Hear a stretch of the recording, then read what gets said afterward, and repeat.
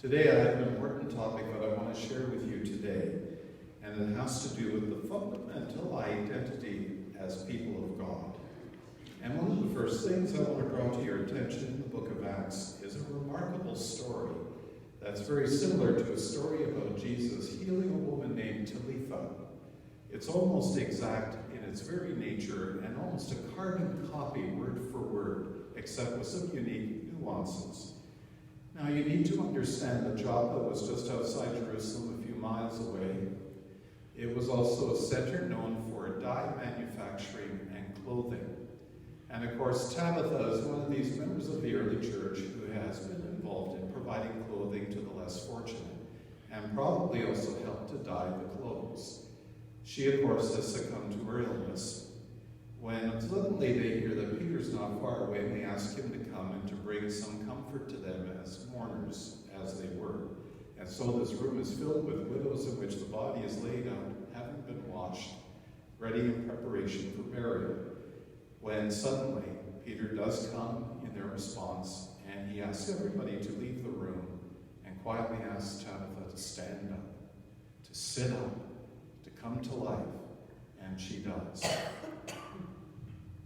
Now in the book of Revelation we have something very different, and again I want you to understand that this book was written in the context of a time in which the early church was under persecution, and therefore it's written in codified Greek. Even today, scholars disagree over the meaning of each little word that is recorded in this particular book. But suffice it to say simply this, that this is a book in which the Roman Empire is crushing down with persecution. And John is trying to write a story in which he is essentially saying that the work of the martyrs is paving the way for the eventual fall of Rome. This book was written at a time in which Domitian was the emperor, and the beast number 666 stands for and spells Nero, one of the other emperors that persecuted Christians. So what we have here is a book that says eventually the empire of Rome will fall, thanks to the martyrs who have paid the ultimate sacrifice. And in this particular context, those who gave of their lives are dressed in white, washed in the blood of the Lamb, made clean, because of their tremendous witness, which is really the root word for martyr. And they are there singing their praises to the Lamb that is worthy for the sacrifice given on the cross. Now in John, we have something uniquely different here. We have Jesus who is wandering in a part of the temple area that's open to the Gentile population. And the chief priests and scribes want to confront him, asking him who he thinks he is. And Jesus says, look at my works. Do they not speak for themselves? I am the Messiah. I am the Son of God. And notice that at one point Jesus says something which is an anathema to most Jews, in which he says, the Father and I are one.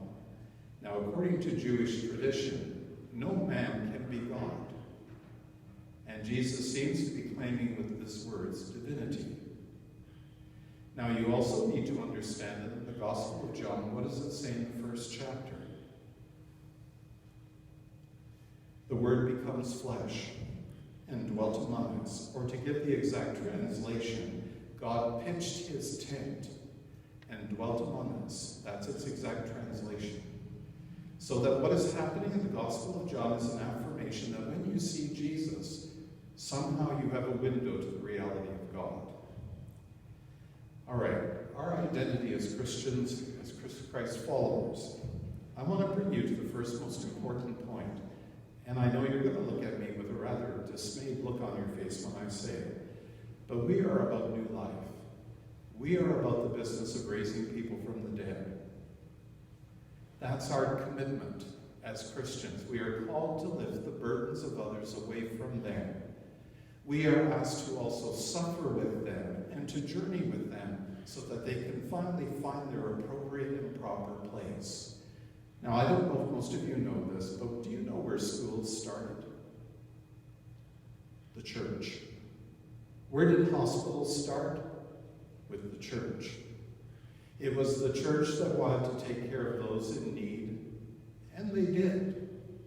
And And that's where it eventually got institutionalized into proper education, which today the government runs, and also the hospital system, which your government also runs. But the church was also about social action and social work. Your social workers were the fundamental members of the church. And when anyone was sick, when a child was abandoned, they would take that child in, or that person who was sick, and they would nurse them to their health. That was the whole fundamental basis of the church. It's about fighting against the forces of death and making this life precious, beautiful, and a wonderful, radiant sense of hope. And your job, and my job, is to be able to bring that sense of hope by being able to lift people out of their despair, by helping them to rise above their limited resources and circumstances, to help open a window where a door is closed, to give them an opportunity by which they can know their life in its fullest meaning. Because we know that no child of God should be rejected because of their racial background, their sexual orientation, or for that matter, their place in society. Because all of us are children of God and have been called upon to worship our God in union with one another by manifesting the reality of that God, by challenging the forces of evil and the social ill wills that we find ourselves in. It's about being involved with this planet and its many problems, and being able to do what we can as believers of the Christ. Number 2, the witnesses in Revelation are those who succumbed to the terror of the emperor, and they have died.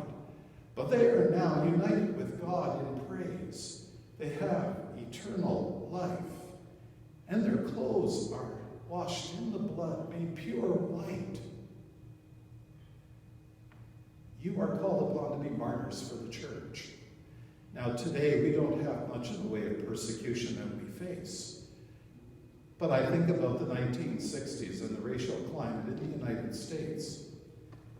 Who led that movement was a Baptist minister, Martin Luther King Jr., who was eventually assassinated on a balcony when he was just getting up in the morning and looking out at the sun and talking to some of his co-workers ready for the next rally. He's a martyr. But there are other martyrs, many of them in third world countries right now, that are trying to work against the system that exists. For example, some local press workers in Thailand were thrown into prison because of a particular article that they wrote, and the whole world condemned it, and finally they were set free to go back.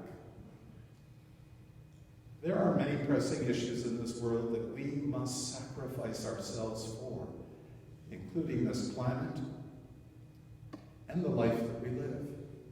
And if we want it to be what it can be, it requires us giving a little bit of ourselves into the very issues that we face in this world. Now, I'm not asking you to suddenly chase after all the issues of the world, but I'm asking you to see yourself as someone who can give something of yourself away so that someone else can have life. I want you to live out a life of martyrdom. I'm not asking you to die. I'm asking you to face the pain, to know the pain of someone else, and to carry that pain in your heart.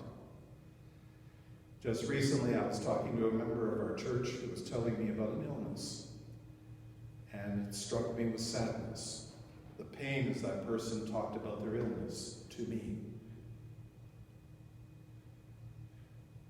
And I had no answer, except a warm hand to hold and a prayer to say.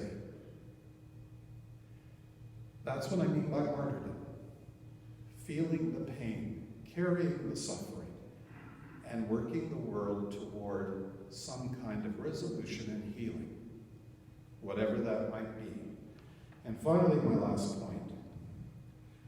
Your identity is to show the practice of your faith so that you give evidence to the reality of God. And there's a Buddhist saying that helps this very, very well. and it's called The Teaching of the Two Arrows, and it says this: pain is inevitable, but suffering is optional. Let me explain this to you. I have been transformed by many people in my faith community, both here and elsewhere. I have some people that are facing marriage issues. I have some people who have been diagnosed with a deadly illness. I know some other people facing old age and challenges, and I meet a lot of people in the community who would like to see certain things be advanced, such as a hospice center for our dying loved ones. I'm very involved with that right now. And one of the things that I see with the people who carry their faith is that they're under great pain and great stress, but you never hear about their suffering. They have a smile on their face. They radiate with hope. And every time they face a moment of despair, they turn it around by telling themselves that they can rise above that devastation. I remember one elderly lady I used to look after many years ago who had incredible physical tormented pain, on drugs all the time, whose quality of life was absolutely abysmal, and her husband struggling to support her however he could. And every time I would visit her and ask her how she was doing, she would turn to me and say, "Don't ask me how I'm doing. How are you doing, Reverend?" And I would say, "No, I'm here for you." And she would say, "I know. But tell me, how's it going for you? Because I wish to forget what's going on with me."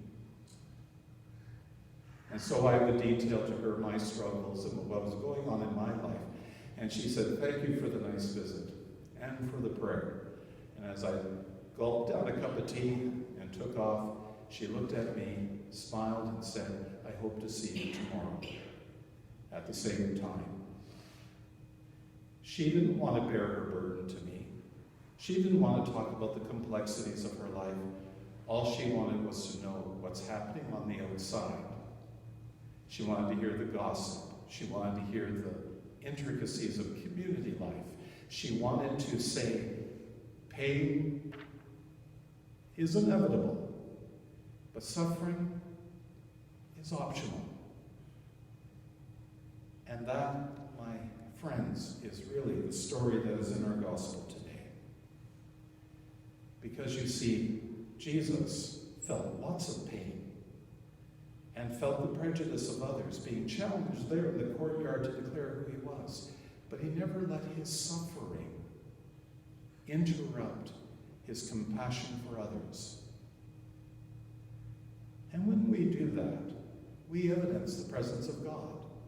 Instead of it becoming a belly-aching session of self-centered navel-gazing about my world and how troubled it is, it's when we reach out of ourselves to open ourselves, even though we have legitimate concerns and tremendous suffering, we choose to smile and to ask the other, "How are you?" Because you see, this life is not about you and what you want or what you need. It's all about what you can give to someone else. A listening ear, a word of support, and sometimes even a word of challenge. Amen.